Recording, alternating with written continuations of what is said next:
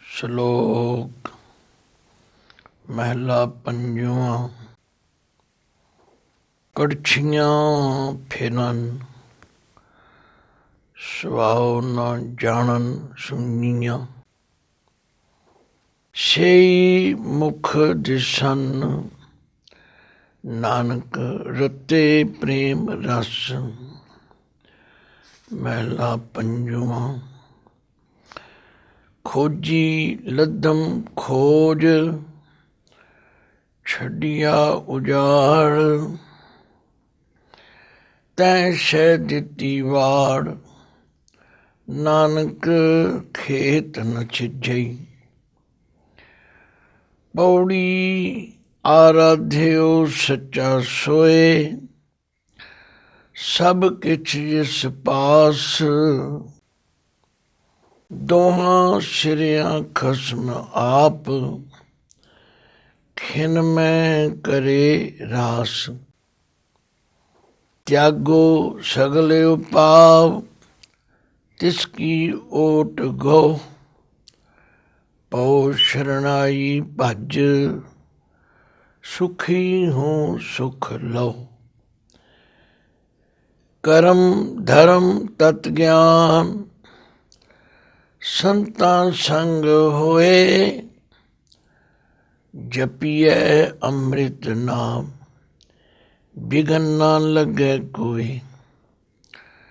ਜਿਸਨੂੰ ਆਪ ਦਇਆਲ ਤਿਸ ਮਨ ਉਠਿਆ। ਪਾਈਨ ਸਭ ਨਿਧਾਨ ਸਾਹਿਬ ਤੁਠਿਆ। ਵਾਹਿਗੁਰੂ ਜੀ ਕਾ ਖਾਲਸਾ ਵਾਹਿਗੁਰੂ ਜੀ ਕੀ ਫਤਿਹ। ਪਰਮ ਸਤਿਕਾਰਯੋਗ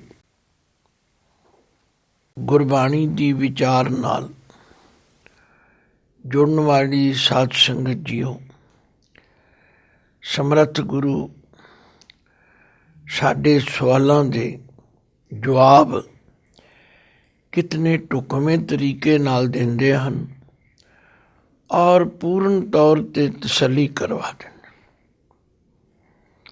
ਦੋ ਪੰਗਤੀਆਂ ਦੇ ਸ਼ਲੋਕ ਹਨ, ਪਰ ਇਹਨਾਂ ਨੂੰ ਵਿਚਾਰਨ ਵਾਸਤੇ ਬੜੇ ਹੀ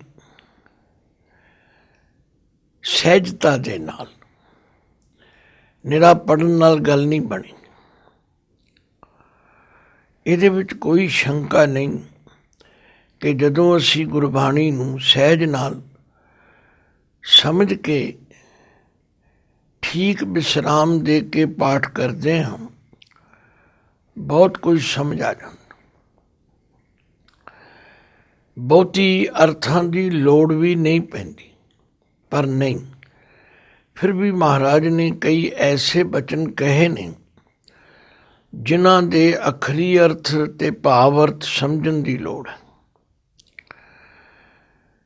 ਧੰਨ ਧੰਨ ਗੁਰੂ ਅਰਜਨ ਦੇਵ ਜੀ ਫਰਮਾਉਂਦੇ ਨੇ, ਬਹੁਤ ਸਾਰੇ ਲੋਕ ਸਵਾਲ ਕਰਦੇ ਨੇ ਕਿ ਜੀ ਅਸੀਂ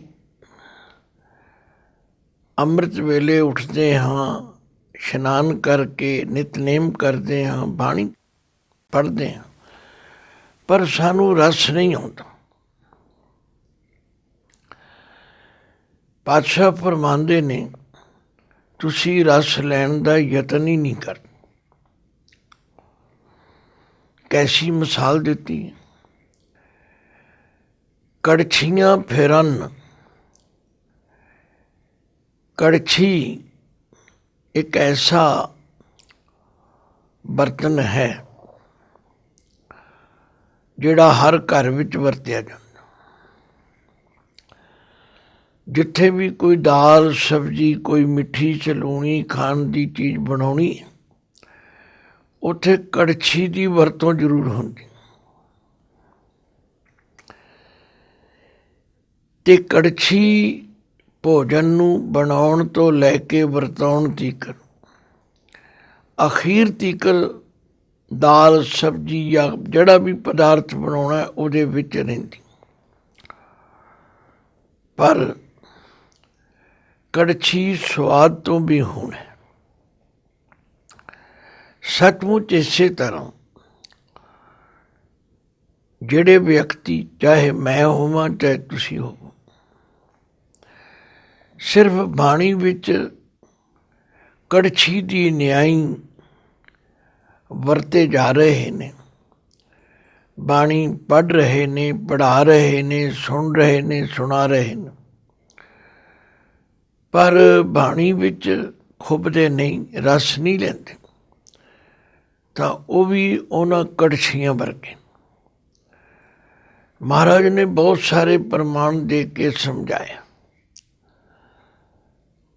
ਆਖਿਆ ਜਿਹੜੇ ਲੋਕ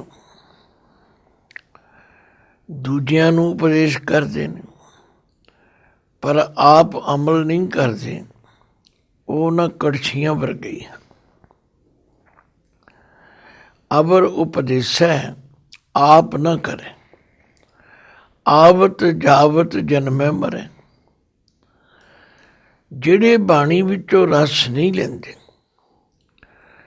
ਦੇਖੋ ਬਾਣੀ ਪੜ੍ਹਨਾ ਇਹ ਪਹਿਲੀ ਕਿਰਿਆ, ਬਾਣੀ ਨੂੰ ਵਿਚਾਰਨਾ ਇਹ ਦੂਜੀ ਕਿਰਿਆ, ਤੇ ਬਾਣੀ ਦੇ ਅਨੁਸਾਰ ਆਪਣੇ ਜੀਵਨ ਨੂੰ ਢਾਲਣਾ ਇਹ ਤੀਜੀ ਕਿਰਿਆ। ਕੋਈ ਇਹਨੂੰ ਸ਼ਰਵਨ ਮਨਨ ਨਿਧਿਆਸਨ ਨਾਲ ਜੋੜਦਾ, ਗੱਲ ਇੱਕੋ ਹੀ ਹੈ। ਪਰ ਜੇ ਇਹ ਸਭ ਕੁਝ ਕਰਦਿਆਂ ਰਸ ਨਹੀਂ ਆਇਆ ਤਾਂ ਫਿਰ ਹਾਲਤ ਉਹਨਾਂ ਕੜਛੀਆਂ ਵਰਗੀ। ਗੁਰੂ ਗੋਬਿੰਦ ਸਿੰਘ ਕਲਗੀਧਰ ਪਾਤਸ਼ਾਹ ਦੇ ਸਮੇਂ ਦੀ ਇੱਕ ਸਾਖੀ ਪੜ੍ਹੀ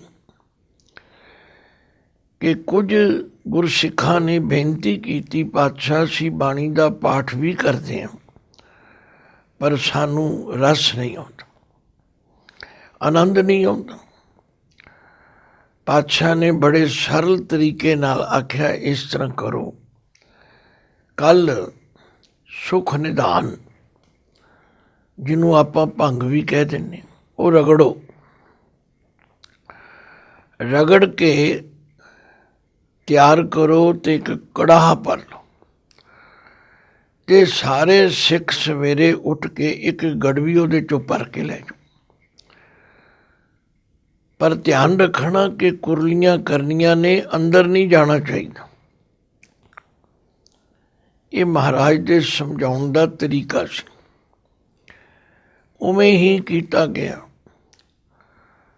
ਸੁਖ ਨਿਧਾਨ ਰਗੜਿਆ, ਕੜਾਹਾ ਭਰ ਦਿੱਤਾ, ਸਾਰੇ ਸਿੱਖਾਂ ਨੇ ਗੁਰੂ ਕੇ ਹੁਕਮ ਮੁਤਾਬਕ ਇੱਕ ਗੜਵੀ ਭਰ ਲਈ ਤੇ ਜਾ ਕੇ ਕੁਰਲੀਆਂ ਕਰ ਦਿੱਤੀਆਂ। ਮਹਾਰਾਜ ਅਸੀਂ ਤੁਹਾਡੇ ਹੁਕਮ ਅਨੁਸਾਰ ਕਰ ਆਏ। ਕਹਿੰਦੇ ਵੀ ਕਿਉਂ, ਕਿਸੇ ਨੂੰ ਨਸ਼ਾ ਚੜ੍ਹਿਆ? ਕਹਿੰਦੇ ਜੀ ਨਸ਼ਾ ਤੇ ਤਾਂ ਚੜ੍ਹਦਾ ਜੇ ਅਸੀਂ ਪੀਂਦੇ ਤਾਂ। ਆਪ ਜੀ ਦਾ ਹੁਕਮ ਸੀ ਵੀ ਕੁਰਲੀਆਂ ਕਰਨੀਆਂ, ਭਾਵ ਮੂੰਹ ਵਿੱਚ ਪਾਉਣਾ ਤੇ ਢੋਲ ਦੇਣਾ, ਮੂੰਹ 'ਚ ਪਾਉਣਾ ਤੇ ਢੋਲ ਦੇਣਾ। ਅਸੀਂ ਅੰਦਰ ਤੇ ਜਾਣ ਹੀ ਨਹੀਂ ਦਿੱਤਾ। ਸਤਿਗੁਰੂ ਕਹਿਣ ਲੱਗੇ ਫਿਰ ਤੁਹਾਡੇ ਸਵਾਲ ਦਾ ਜਵਾਬ ਮਿਲ ਗਿਆ। ਇਸੇ ਤਰ੍ਹਾਂ ਅਸੀਂ ਬਾਣੀ ਦੀਆਂ ਕੁਰਲੀਆਂ ਕਰ ਰਹੇ, ਫਾਰਮੈਲਿਟੀ ਕਰ ਰਹੇ ਹਾਂ। ਮੈਂ ਪਾਠ ਕਰ ਲਿਆ, ਮੈਂ ਨਿਤਨੇਮ ਕਰ ਲਿਆ।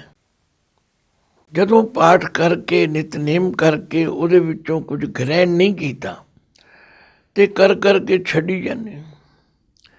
ਸੱਚਮੁੱਚ ਗੁਰੂ ਅਰਜਨ ਦੇਵ ਪਾਤਸ਼ਾਹ ਠੀਕ ਫਰਮਾਉਂਦੇ, ਸਾਡੀ ਹਾਲਤ ਉਹ ਬਣ ਗਈ, ਕੜਛੀਆਂ ਫੇਰਨ ਸੁਆਓ ਨਾ ਜਾਣਨ ਸੁਨੀਆਂ। ਕੜਛੀਆਂ ਅੱਖਰ ਐਸਾ ਵਰਤਿਆ ਕਿ ਜਿਹੜਾ ਛੋਟੇ ਤੋਂ ਲੈ ਕੇ ਵੱਡੇ ਤੱਕ ਨੂੰ ਸਮਝ ਆ ਜਾਏ। ਦਾਲ ਸਬਜ਼ੀ ਬਣਾਉਣ ਵਾਸਤੇ, ਮਿੱਠੇ ਜਾਂ ਸਲੂਣੇ ਭੋਜਨ ਬਣਾਉਣ ਵਾਸਤੇ ਕੜਛੀ ਦੀ ਵਰਤੋਂ ਕੀਤੀ ਜਾਂਦੀ ਹੈ, ਖੁਰਚਣੇ ਦੀ ਵਰਤੋਂ ਕੀਤੀ ਜਾਂਦੀ ਹੈ, ਤੇ ਉਹ ਸਾਰੇ ਭੋਜਨ ਨੂੰ ਬਣਾਉਣ ਤੋਂ ਲੈ ਕੇ ਵਰਤਾਉਣ ਤੱਕ ਕੜਛੀ ਵਿੱਚ ਰਹਿੰਦੀ ਹੈ, ਪਰ ਉਹਨੂੰ ਸਵਾਦ ਦਾ ਕੋਈ ਪਤਾ ਨਹੀਂ। ਇਹ ਲੂਣਾ ਹੈ ਕਿ ਸਲੂਣਾ ਹੈ ਕਿ ਮਿੱਠਾ ਹੈ ਕਿ ਚਟਪਟਾ, ਉਹਨੂੰ ਕੋਈ ਪਤਾ ਨਹੀਂ। ਸੱਚਮੁੱਚ ਇਸੇ ਤਰ੍ਹਾਂ ਸਾਡੀ ਵੀ ਹਾਲਤ ਇਹ ਹੋਈ ਹੈ। ਕੜਛੀਆਂ ਫਿਰਨ ਸੁਆਓ ਨਾ ਜਾਣਨ ਸੁਨੀਆਂ, ਉਹ ਖਾਲੀ ਰਹਿ ਜਾਂਦੀਆਂ। ਤੇ ਸਹੀ ਮੁਖ ਦਿਸਨ ਨਾਨਕ ਰਤੇ ਪ੍ਰੇਮ ਰਸ। ਸਹੀ ਮੁਖ ਦਿਸਨ, ਉਹ ਮੂੰਹ ਸੋਹਣੇ ਦਿਸਦੇ ਹਨ, ਉਹ ਮੂੰਹ ਚੰਗੇ ਲੱਗਦੇ ਹਨ, ਉਹ ਬੜੇ ਪ੍ਰਭਾਵਸ਼ਾਲੀ ਹਨ ਜਿਨ੍ਹਾਂ ਨੇ ਪ੍ਰਭੂ ਦੇ ਪਿਆਰ ਰਸ ਨੂੰ ਮਾਣਿਆ। ਰੋਜ਼ ਪੜ੍ਹਦੇ ਆ ਆਨੰਦ ਸਾਹਿਬ ਵਿੱਚ, ਇਹ ਰਸਨਾ ਤੂੰ ਅਨ ਰਸ ਰਾਚ ਰਹੀ, ਤੇਰੀ ਪਿਆਸ ਨ ਜਾਏ। ਪਿਆਸ ਨ ਜਾਏ ਹੋਰਤ ਕਿਤੈ, ਜਿਚਰ ਹਰ ਰਸ ਪੱਲੇ ਨ ਪਾਏ। ਹਰ ਰਸ ਪਾਏ ਪੱਲੇ, ਪੀਏ ਹਰ ਰਸ, ਬਹੁ ਨ ਤ੍ਰਿਸ਼ਨਾ ਲਾਗੈ ਆਏ। ਇਹ ਹਰ ਰਸ ਕਰਮੀ ਪਾਈਏ, ਜਿਹਦੇ ਤੇ ਬਖਸ਼ਿਸ਼ ਹੋ ਜਾਏ। ਉਹ ਫਿਰ ਇਸ ਬਾਣੀ ਨੂੰ ਵਿਚਾਰਦਾ ਹੈ, ਹਿਰਦੇ ਵਿੱਚ ਧਾਰਦਾ ਹੈ, ਇਹਦੇ ਅਨੁਸਾਰ ਆਪਣੇ ਜੀਵਨ ਨੂੰ ਢਾਲਦਾ। ਪਾਤਸ਼ਾਹ ਗਰੰਟੀ ਦਿੰਦੇ ਨੇ, ਕਹਿ ਨਾਨਕ ਹੋਰ ਅਨੜਾ ਸਭ ਵਿਸਰੇ, ਜਾਂ ਹਰ ਵਸੈ ਮਨ ਆਏ। ਤੋ 2 ਪੰਕਤੀਆਂ ਦਾ ਸ਼ਲੋਕ, ਕਿਤਨੀ ਡੂੰਘੀ ਵਿਚਾਰ ਹੈ। ਭਾਈ ਸਾਨੂੰ ਇਸ ਲਈ ਰਸ ਨਹੀਂ ਆਉਂਦਾ ਕਿ ਅਸੀਂ ਕੜਛੀਆਂ ਵਾਂਗੂ ਵਿੱਚ ਵਿਚਰਦੇ ਜ਼ਰੂਰ ਹਾਂ, ਪਰ ਰਸ ਨਹੀਂ ਲੈਂਦੇ। ਕੜਛੀਆਂ ਫਿਰਨ ਸੁਆਓ ਨ ਜਾਣਨ ਸੁਨੀਆਂ, ਸਹੀ ਮੁਖ ਦਿਸਨ ਨਾਨਕ ਰਤੇ ਪ੍ਰੇਮ ਰਸ। ਉਹ ਮੂੰਹ ਸੋਹਣੇ ਹਨ, ਉਹ ਦਰਸ਼ਨ ਦਿੰਦੇ ਹਨ, ਭਾਵ ਉਹਨਾਂ ਦਾ ਪ੍ਰਭਾਵ ਪੈਂਦਾ ਜਿਹੜੇ ਪਰਮਾਤਮਾ ਦੇ ਪ੍ਰੇਮ ਰਸ ਵਿੱਚ ਭਿੱਜੇ ਹੋਏ। ਮਹਿਲਾ ਪੰਜਵਾਂ। ਖੋਜੀ ਲੱਦਮ ਖੋਜ, ਛੱਡਿਆ ਉਜਾੜ, ਤੈਸੈ ਦਿੱਤੀ ਵਾੜ, ਨਾਨਕ ਖੇਤ ਨ ਛਿਜੇ। ਹੁਣ ਕਈ ਲੋਕ ਇਹ ਵੀ ਸ਼ਿਕਾਇਤ ਕਰਦੇ ਨੇ, ਮੇਰੇ ਵਰਗੇ, ਕਿ ਜੀ ਅਸੀਂ ਬਾਣੀ ਤੇ ਪੜ੍ਹਦੇ ਹਾਂ ਪਰ ਅੰਦਰ ਫਿਰ ਖਾਲੀ ਦਾ ਖਾਲੀ। ਇਹਦਾ ਕਾਰਨ ਕੀ? ਗੁਰੂ ਮਹਾਰਾਜ ਕਹਿੰਦੇ ਨੇ ਖੋਜੀ ਲੱਧਮ ਖੋਜ। ਖੋਜੀ ਕਹਿੰਦੇ ਨੇ ਖੋਜ ਲੱਭਣ ਵਾਲੇ। ਪਹਿਲੇ ਸਮਿਆਂ ਵਿੱਚ ਪਿੰਡਾਂ ਵਿੱਚ ਖੋਜੀ ਹੁੰਦੇ ਸਨ। ਜੇ ਕਿਸੇ ਦੇ ਘਰ ਚੋਰੀ ਹੋ ਜਾਣੀ ਤੇ ਖੋਜੀ ਨੂੰ ਬੁਲਾਉਂਦੇ ਸਨ। ਖੋਜੀ ਫਿਰ ਖੁਰਾ ਨੱਪਦਾ ਸੀ ਤੇ ਖੁਰਾ ਨੱਪ ਕੇ, ਪੈਰਾਂ ਦਾ ਨਿਸ਼ਾਨ ਨੱਪ ਕੇ ਉਹਨੂੰ ਖੁਰਾ ਕਹਿੰਦੇ, ਤੇ ਐਨ ਉੱਥੇ ਪਹੁੰਚਾ ਦਿੰਦਾ ਸੀ ਜਿੱਥੇ ਚੋਰ ਪਹੁੰਚਿਆ ਹੋਵੇ। ਇਹ ਉਹਨੂੰ ਤਜਰਬਾ ਸੀ। ਇਸੇ ਤਰ੍ਹਾਂ ਗੁਰੂ ਖੋਜੀ ਹੈ। ਜਦੋਂ ਅਸੀਂ ਗੁਰੂ ਦੇ ਅੱਗੇ ਬੇਨਤੀ ਕਰਾਂਗੇ, ਪਾਤਸ਼ਾਹ ਸਾਡੇ ਤੇ ਕਿਰਪਾ ਕਰੋ, ਅਸੀਂ ਸਭ ਕੁਝ ਕਰਦੇ ਹਾਂ ਪਰ ਸਾਡੇ ਅੰਦਰ ਉਹ ਗੁਣ ਨਹੀਂ ਆਉਂਦੇ। ਭਗਤ ਕਬੀਰ ਜੀ ਨੇ ਵੀ ਲਿਖਿਆ, ਸੰਤੋ ਮਨ ਪਮਨੈ ਸੁਖ ਬਣਿਆ, ਕਿਛ ਜੋਗ ਪ੍ਰਾਪਤ ਗਨਿਆ। ਗੁਰ ਦਿਖਲਾਈ ਮੋਰੀ, ਜਿਤ ਮਿਰਗ ਪੜਤ ਹੈ ਚੋਰੀ। ਮੂੰਦ ਲਿਏ ਦਰਵਾਜੇ, ਬਾਜੀਅਲੇ ਅਨਹਦ ਬਾਜੇ। ਕੁੰਭ ਕਮਲ ਜਲ ਭਰਿਆ, ਜਲ ਮੀਟਿਆ ਉਭਾ ਕਰਿਆ। ਹੁਣ ਗੱਲ ਬੜੀ ਔਖੀ ਵੀ ਹੈ, ਪਰ ਨਹੀਂ। ਗੁਰੂ ਪਾਤਸ਼ਾਹ ਕਹਿੰਦੇ ਜਦੋਂ ਗੁਰੂ ਖੋਜੀ ਦੀ ਸੰਗਤ ਕੀਤੀ, ਜਦੋਂ ਗੁਰੂ ਅੱਗੇ ਬੇਨਤੀ ਕੀਤੀ, ਉਹਨਾਂ ਨੇ ਸਭ ਕੁਝ ਸਮਝਾ ਦਿੱਤਾ। ਭਾਈ ਤੇਰੀ ਮਿਹਨਤ ਕਿਉਂ ਨਹੀਂ ਸਫਲ ਹੋ ਰਹੀ? ਨਾਲ ਦੀ ਨਾਲ ਤੂੰ ਲੁੱਟਿਆ ਜਾ ਰਿਹਾ। ਜਿਵੇਂ ਕਿਸੇ ਬਰਤਨ ਦੇ ਅੰਦਰ ਮੋਰੀਆਂ ਹੋਣ, ਉੱਤੋਂ ਅਸੀਂ ਪਾਣੀ ਪਾਈ ਜਾਈਏ ਤੇ ਬਰਤਨ ਖਾਲੀ ਦਾ ਖਾਲੀ। ਫਿਰ ਸਾਨੂੰ ਲੱਭਣਾ ਪਵੇਗਾ। ਜਦੋਂ ਅਸੀਂ ਉਸ ਬਰਤਨ ਦੀਆਂ ਮੋਰੀਆਂ ਲੱਭ ਲਵਾਂਗੇ ਤੇ ਮੋਰੀਆਂ ਕਰ ਦਿਆਂਗੇ ਬੰਦ, ਫਿਰ ਪਾਣੀ ਜਾਏਗਾ ਟਿਕ। ਇਸੇ ਤਰ੍ਹਾਂ ਸਾਡੇ ਅੰਦਰ ਕੁਝ ਕਮਜ਼ੋਰੀਆਂ ਹਨ। ਜਿਨ੍ਹਾਂ ਨੂੰ ਭਗਤ ਕਬੀਰ ਜੀ ਮੋਰੀ ਕਹਿੰਦੇ ਹਨ। ਗੁਰ ਦਿਖਲਾਈ ਮੋਰੀ। ਮੋਰੀ ਅੱਖਰ ਵੀ ਬਾਣੀ ਵਿੱਚ ਬਹੁਤ ਰੂਪਾਂ ਵਿੱਚ ਆਉਂਦਾ ਹੈ। ਮੋਰੀ ਦਾ ਅਰਥ ਮੇਰੀ ਵੀ ਹੈ। ਮੋਰੀ ਦਾ ਅਰਥ ਜੇ ਬਿੰਦੀ ਲੱਗ ਜਾਏ ਤੇ ਮੋਰੀ ਵੀ ਹੈ। ਮੋਰੀ ਰੁਣ ਝੁਣ ਲਾਇਆ ਭੈਣੇ ਸਾਵਣ ਆਇਆ। ਤੇ ਇੱਥੇ ਮੋਰੀ ਦਾ ਮਤਲਬ ਕਮਜ਼ੋਰੀ, ਵੀਕਨੈਸ, ਖੱਪਾ, ਉਹ ਸੁਰਾਖ। ਜਿਤ ਮਿਰਗ ਪੜਤ ਹੈ ਚੋਰੀ। ਜਿਹੜੇ ਮਿਰਗ ਕਿਹੜੇ ਨੇ? ਕਾਮ, ਕ੍ਰੋਧ, ਲੋਭ, ਮੋਹ, ਅਹੰਕਾਰ, ਜਿਹੜੇ ਸਾਡੇ ਅੰਦਰੋਂ ਸ਼ੁਭ ਗੁਣਾਂ ਦੀ ਫਸਲ ਨੂੰ ਲੁੱਟ ਕੇ ਲੈ ਜਾਂਦੇ। ਜਦੋਂ ਅਸੀਂ ਗੁਰੂ ਦੀ ਸੰਗਤ ਵਿੱਚ ਆਏ, ਗੁਰੂ ਨੂੰ ਆਪਣੀ ਤਕਲੀਫ ਦੱਸੀ ਤੇ ਖੋਜੀ ਲੱਦਮ ਖੋਜ, ਕਿਉਂਕਿ ਉਹ ਖੋਜੀ ਹਨ, ਉਹਨਾਂ ਨੂੰ ਪਤਾ ਹੈ। ਰੋਜ਼ ਅਸੀਂ ਪੜ੍ਹਦੇ ਹਾਂ, ਤੀਰਥ ਬਰਤ ਅਰਦਾਨ ਕਰ, ਮਨ ਮੈਂ ਧਰੇ ਗੁਮਾਨ, ਨਾਨਕ ਨੇਫਲ ਜਾਤ ਤੇ ਜਿਉਂ ਕੁੰਚਰ ਇਸ਼ਨਾਨ। ਸੋਹਲੇ ਦੀ ਬਾਣੀ ਵਿੱਚ ਰੋਜ਼ ਪੜ੍ਹਦੇ। ਕਾਮ ਕ੍ਰੋਧ ਨਗਰ ਬਹੁ ਭਰਿਆ, ਮਿਲ ਸਾਧੂ ਖੰਡਲ ਖੰਡਾਏ, ਪੂਰਬ ਲਿਖਤ ਲਿਖੇ ਗੁਰ ਪਾਇਆ, ਮਨ ਹਰ ਲਿਵ ਮੰਡਲ ਮੰਡਾਏ। ਕਰ ਸਾਧੂ ਅੰਜਲੀ ਪੁਨ ਵੱਡਾ ਹੈ, ਕਰ ਡੰਡੌਤ ਪੁਨ ਵੱਡਾ ਹੈ। ਸੱਚਮੁੱਚ ਜਦੋਂ ਅਸੀਂ ਗੁਰੂ ਦੀ ਸੰਗਤ ਵਿੱਚ ਆ ਕੇ ਇਉਂ ਵਿਚਾਰ ਕਰਾਂਗੇ, ਗੁਰੂ ਪਾਤਸ਼ਾਹ ਸਾਨੂੰ ਦੱਸਣਗੇ। ਖੋਜੀ ਲੱਦਮ ਖੋਜ, ਛੱਡਿਆ ਉਜਾੜ। ਜਿਨ੍ਹਾਂ ਨੇ ਸਾਡੀ ਖੇਤੀ ਨੂੰ ਉਜਾੜ ਦਿੱਤਾ। ਜਦੋਂ ਅਸੀਂ ਗੁਰੂ ਦੀ ਸ਼ਰਨ ਵਿੱਚ ਗਏ ਤੇ ਗੁਰੂ ਖੋਜੀ ਨੇ ਉਹ ਖੋਜ ਕੱਢ ਲਈ, ਉਹ ਖੁਰਾ ਨੱਪ ਲਿਆ ਤੇ ਸਾਨੂੰ ਦੱਸਿਆ ਵੀ ਆਹ ਨੇ ਜਿਹੜੇ ਤੁਹਾਨੂੰ ਲੁੱਟ ਰਹੇ। ਤੈਂ ਸ਼ੈ ਦਿੱਤੀ ਵਾੜ। ਹੁਣ ਵਾੜ ਸ਼ਬਦ ਵੀ ਤੁਸੀਂ ਜਾਣਦੇ ਹੋ।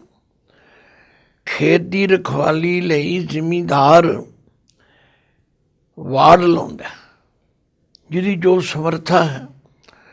ਕਈ ਤੇ ਮੋੜੇ ਵੱਢ ਕੇ, ਜਿਹਨੂੰ ਟਿੱਖਰ ਵੀ ਕਹਿੰਦੇ ਨੇ, ਛਾਪੇ ਵੀ ਕਹਿੰਦੇ ਨੇ, ਉਹ ਲਾ ਕੇ ਵਾੜ ਬਣਾ ਦਿੰਦੇ। ਜਿਨ੍ਹਾਂ ਕੋਲ ਜ਼ਿਆਦਾ ਸੁੱਖ ਸਹੂਲਤ ਹੋਵੇ, ਉਹ ਕੰਡਿਆਂ ਦੀ ਇੱਕ ਤਾਰ ਮਿਲਦੀ, ਉਹ ਲਾ ਦਿੰਦੇ। ਮਤਲਬ ਤਾਂ ਇਹ ਹੈ ਕਿ ਫਸਲ ਨੂੰ ਉਜਾੜਨ ਵਾਲੇ ਅਵਾਰਾ ਪਸ਼ੂ ਉਜਾੜ ਨਾ ਸਕਣ। ਇਹ ਜਿਹੜੀ ਗੁਰੂ ਨੇ ਸਾਨੂੰ ਪਰਮਾਤਮਾ ਦੇ ਸਿਮਰਨ ਦੀ ਦਾਤ ਦਿੱਤੀ ਹੈ, ਇਹ ਜਿਹੜੀ ਸਾਧ ਸੰਗਤ ਦੀ ਦਬਾੜ ਦਿੱਤੀ, ਜੇ ਅਸੀਂ ਇਹਦੇ ਵਿੱਚ ਆ ਜਾਈਏ ਤੇ ਫਿਰ ਸ਼ੁਭ ਗੁਣਾਂ ਦੀ ਖੇਤੀ ਨਹੀਂ ਉਜੜਦੀ। ਖੋਜੀ ਲੱਦਮ ਖੋਜ, ਛੱਡਿਆ ਉਜਾੜ। ਜਿਨ੍ਹਾਂ ਕਾਮ ਆਦਿਕਾਂ ਨੇ ਮੇਰੀ ਖੇਤੀ ਉਜਾੜ ਦਿੱਤੀ ਸੀ, ਗੁਰੂ ਨੇ ਇਹ ਦੱਸ ਦਿੱਤਾ ਵੀ ਇਹ ਤੇਰਾ ਨੁਕਸਾਨ ਕਰਦੇ। ਕਾਮ ਕ੍ਰੋਧ ਨਗਰ ਬਹੁ ਭਰਿਆ, ਮਿਲ ਸਾਧੂ ਖੰਡਲ ਖੰਡਾਏ, ਪੂਰਬ ਲਿਖਤ ਲਿਖੇ ਗੁਰ ਪਾਇਆ, ਮਨ ਹਰ ਲਿਵ ਮੰਡਲ ਮੰਡਾਏ। ਕਰ ਸਾਧੂ ਅੰਜਲੀ ਪੁਨ ਵੱਡਾਏ, ਕਰ ਡੰਡੌਤ ਪੁਨ ਵੱਡਾਏ। ਰਾਉ ਸਾਕਤ ਹਰ ਰਸ ਸਾਧ ਨਾ ਜਾਣਿਆ, ਤਿਨ ਅੰਤਰ ਹੋਮੈ ਕੰਡਾ ਹੈ। ਜਿਉਂ ਜਿਉਂ ਚਲੈ ਚੁਬੈ ਦੁਖ ਪਾਵੇਂ, ਜਮ ਕਾਲ ਸਹਿ ਸਿਰ ਡੰਡਾਏ। ਕੁਝ ਗੁਰੂ ਦੀ ਗੱਲ ਸੁਣ ਕੇ ਮੰਨ ਲੈਂਦੇ ਨੇ, ਕੁਝ ਗੁਰੂ ਦੀ ਗੱਲ ਸੁਣ ਕੇ ਪਰਵਾਹ ਨਹੀਂ ਕਰਦੇ। ਰਹਿੰਦੇ ਗੁਰਦੁਆਰੇ ਨੇ, ਬਾਣੀ ਪੜ੍ਹਦੇ ਸੁਣਦੇ ਸੁਣਾਉਂਦੇ ਨੇ, ਪਰ ਆਪ ਅਮਲ ਨਹੀਂ ਕਰਦੇ। ਉਹਨਾਂ ਕੜਛੀਆਂ ਵਾਂਗੂ ਖਾਲੀ ਰਹਿ ਜਾਂਦੇ। ਪਾਤਸ਼ਾਹ ਕਹਿੰਦੇ ਤੈਂ ਸ਼ੈ ਦਿੱਤੀ ਵਾੜ, ਨਾਨਕ ਖੇਤ ਨਾ ਛਿਜਈ। ਹੇ ਵਾਹਿਗੁਰੂ, ਤੂੰ ਆਪਣੇ ਸਿਮਰਨ ਦੀ ਵਾੜ ਜੋ ਦਿੱਤੀ, ਇਸ ਵਾੜ ਦੀ ਬਰਕਤ ਦੇ ਨਾਲ ਹੁਣ ਇਸ ਨਾਨਕ ਦਾ ਖੇਤ ਨਾ ਛਿਜਈ। ਇਹਦਾ ਪਤਾ ਵੀ ਨਹੀਂ ਨੁਕਸਾਨ ਹੁੰਦਾ। ਜੋ ਮੈਂ ਕਮਾਉਂਦਾ ਹਾਂ ਉਹ ਮੇਰੇ ਕੋਲ ਹੀ ਰਹਿੰਦਾ। ਤੋ ਸੱਚਮੁੱਚ ਇਹਨਾਂ ਦੋ ਪੰਕਤੀਆਂ ਦੇ ਸ਼ਲੋਕਾਂ ਵਿੱਚ किड्डी वड्डी सिक्ख्या सानू देती। फिर पौड़ी विच फरमांदे ने, पौड़ी आराध्य हो सच्चा सोए। वो वाड़ किहड़ी है? आराध्य हो, आराधना करो, सच्चा सोए, उस सच्चे मालिक नूं। सब किछ जिस पास, पास ते सस्से नूं सियारी है, जिहदे कोल सारियां शक्तियां हन। दोहां सिरियां खसम आप, खिन में करे रास। ਉਹ परमात्मा ਜਿਹੜਾ ਦੋਹਾਂ ਪਾਸਿਆਂ ਦਾ ਮਾਲਕ ਹੈ, ਮਾਇਆ ਦੇ ਮੋਹ ਵਿੱਚ ਫਸਣ ਵਾਲਾ ਵੀ ਹੈ ਤੇ ਬਚਾਉਣ ਵਾਲਾ ਵੀ ਹੈ। ਇਹ ਦੋਵੇਂ ਦਾਤਾਂ ਉਹਦੇ ਕੋਲ ਹੀ, ਮਾਇਆ ਵੀ ਉਸਨੇ ਬਣਾਈ। ਆਰਾਧਿਓ ਸੱਚਾ ਸੋਏ, ਸਭ ਕਿਛ ਜਿਸ ਪਾਸ, ਦੋਹਾਂ ਸਿਰਿਆਂ ਖਸਮ ਆਪ, ਖਿਨ ਮੈਂ ਕਰੇ ਰਾਸ। ਜੇ ਉਹਦਾ ਸਿਮਰਨ ਕਰਨ ਲੱਗ ਪਓ, ਅੱਖ ਫਰਕਣ ਦੇ ਸਮੇਂ ਵਿੱਚ ਰਾਸ ਕਰ ਦੇਗਾ, ਠੀਕ ਕਰ ਦੇਗਾ। ਤਿਆਗੋ ਸਗਲੇ ਉਪਾਵ, ਤਿਸਕੀ ਓਟ ਗਓ। ਹੋਰ ਸਾਰੇ ਯਤਨ ਛੱਡ ਦਿਓ ਔਰ ਉਹਦੀ ਓਟ ਲੈ ਲਓ। ਇਸੇ ਲਈ ਪਾਤਸ਼ਾਹ ਨੇ ਤਜੋ ਸਿਆਣਪ ਸੁਰਜਨੋ, ਸਿਮਰੋ ਹਰ ਹਰ ਰਾਏ। ਏਕ ਆਸ ਹਰ ਮਨ ਰਖੋ, ਨਾਨਕ ਦੁਖ ਭਰਮ ਪਹੁ ਜਾਏ। ਪਉ ਸ਼ਰਨਾਈ ਭੱਜ, ਸੁਖੀ ਹੂੰ ਸੁਖ ਲਓ। ਭੱਜ ਦਾ ਮਤਲਬ ਹੈ ਦੌੜ ਕੇ, ਛੇਤੀ ਕਰਕੇ, ਟਾਲ ਮਟੋਲ ਨਾ ਕਰੋ, ਉਹਦੀ ਸ਼ਰਨ ਵਿੱਚ ਆ ਜਾਓ, ਬਸ ਸੁੱਖਾਂ ਦੇ ਸਾਰੇ ਸੁੱਖ ਪ੍ਰਾਪਤ ਹੋ ਜਾਣ। ਭਾਵ ਉਹਦੇ ਚਰਨਾਂ ਦਾ ਓਟ ਆਸਰਾ ਲੈਂਦਿਆਂ ਸਾਰੇ ਸੁੱਖਾਂ ਦੀ ਪ੍ਰਾਪਤੀ ਹੋ ਜਾਏਗੀ। ਕਰਮ ਧਰਮ ਤਤ ਗਿਆਨ, ਸੰਤਾਂ ਸੰਗ ਹੋਏ। ਗੁਰਮੁਖਾਂ ਦੀ ਸੰਗਤ ਕਰਨ ਕਰਕੇ ਉਹ ਤਤਵ ਦਾ ਗਿਆਨ, ਉਹ ਅਸਲੀਅਤ ਦਾ ਗਿਆਨ, ਜਿਹੜੇ ਧਰਮ ਦੇ ਕਰਮ ਕਰਨ ਦੀ ਜਾਚ ਸਭ ਆ ਜਾਏਗੀ। ਜਪੀਐ ਅੰਮ੍ਰਿਤ ਨਾਮ, ਬਿਗਨ ਨਾ ਲੱਗੈ ਕੋਏ। ਆਖਿਆ ਗੁਰੂ ਦੇ ਦੱਸੇ ਅਨੁਸਾਰ ਪਰਮਾਤਮਾ ਦਾ ਨਾਮ ਰੂਪੀ ਅੰਮ੍ਰਿਤ ਜਪਣਾ ਕਰੋ, ਫਿਰ ਸਾਰੇ ਬਿਗਨਾਂ ਤੋਂ ਬਚਾ ਲਏ। ਜਿਸਨੂੰ ਆਪ ਦਿਆਲ, ਤਿਸ ਮਨ ਉੱਠਿਆ। ਬਸ ਜਿਹਦੇ ਉੱਤੇ ਪਰਮਾਤਮਾ ਫਿਰ ਦਿਆਲ ਹੋ ਜਾਏ, ਜਿਹਦੀ ਪ੍ਰੇਮਾ ਭਗਤੀ ਨੂੰ ਵੇਖ ਕੇ ਪ੍ਰਸੰਨ ਹੋ ਜਾਏ, ਤਿਸ ਮਨ ਉੱਠਿਆ, ਉਹਦੇ ਮਨ ਵਿੱਚ ਆ ਕੇ ਵਸ ਜਾਂਦਾ। ਪਾਈਨ ਸਭ ਨਿਧਾਨ, ਸਾਹਿਬ ਟੁੱਠਿਆ। ਸਾਹਿਬ ਦੇ ਬੱਬੇ ਨੂੰ ਸਿਆਰੀ ਹੈ। ਸਾਹਿਬ ਦੇ ਟੁੱਟਣ ਨਾਲ, ਉਹਦੇ ਕਿਰਪਾਲੂ ਹੋਣ ਨਾਲ, ਪਾਈਨ ਸਭ ਨਿਧਾਨ, ਸਾਰੇ ਖਜ਼ਾਨਿਆਂ ਦੀ ਪ੍ਰਾਪਤੀ ਹੋ ਜਾਂਦੀ। ਤੋ ਸਾਧ ਸੰਗਤ ਦੇਖੋ, ਗੁਰੂ ਕੀ ਬਾਣੀ ਦੀ ਵਿਚਾਰ ਵਿੱਚ ਕਿੰਨੇ ਹੀਰੇ ਮੋਤੀ ਲੁਕੇ ਹੋਏ ਨੇ। ਪੜ੍ਹਦੇ ਰੋਜ਼ ਆ ਗੁਰ ਸਾਗਰ, ਰਤਨੀ ਭਰਪੂਰੇ। ਅੰਮ੍ਰਿਤ ਸੰਤ ਚੁਗੈ ਨਹੀਂ ਦੂਰੇ। ਹਰ ਰਸ ਚੋਗ ਚੁਗੈ ਪ੍ਰਭਾਵੈ, ਸਰਵਰ ਮੈਂ ਹੰਸ ਪ੍ਰਾਨ ਪਤ ਪਾਵੈ। ਕਿਆ ਪਗ ਬੱਪੜਾ ਛਪੜੀ ਨਾਹੇ, ਕੀਚੜ ਡੂਬੇ ਮੈਲ ਨਾ ਜਾਏ। ਆਓ ਅਸੀਂ ਵੀ ਗੁਰਬਾਣੀ ਦੀ ਵਿਚਾਰ ਕਰਕੇ ਆਪਣੇ ਜੀਵਨ ਨੂੰ ਸਫਲ ਬਣਾਉਣਾ ਕਰੀਏ। ਵਾਹਿਗੁਰੂ ਜੀ ਕਾ ਖਾਲਸਾ, ਵਾਹਿਗੁਰੂ ਜੀ ਕੀ ਫਤਿਹ।